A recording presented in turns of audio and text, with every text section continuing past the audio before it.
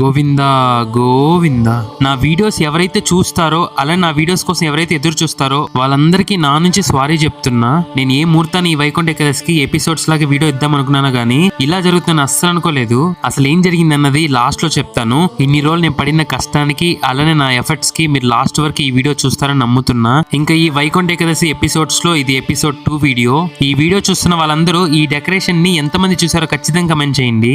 నాకు తెలిసి ఎవరైతే బస్సులో కార్లో అలానే బండ్లో వచ్చిన వాళ్ళు మాత్రం ఈ డెకరేషన్ చూసుంటారు. సో ఎవరైతే స్టెప్స్ ఎక్కి నడకదారి నుంచి వచ్చింటారో వాళ్ళైతే ఈ డెకరేషన్ చూసుంటారేమో. అందుకే ఈ వీడియోని మీ ముందు దాకా తీసుకొచ్చాను, చూసేసేయండి.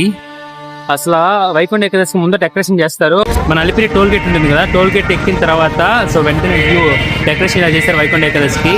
సో ఇంకా ఎంట్రన్స్ లోపలగానే చూసారా విష్ణు రూపంలో ఉన్న మన వేడుకొండ స్వామి. సో ఇట్లా ప్రతి ఇయర్ చేస్తారు రకరకాల డెకరేషను. ఈ 2026లో సో ఇలా డెకరేట్ చేశారు. ఇదే కాకుండా ఆ కనబడుతున్నారు కదా ఆ వేడుకొండ స్వామి, సో సూపర్గా ఉన్నాడు. అదిగా చూపిస్తాను. ఇంకా బాగున్నాడు అండి దేవుడు.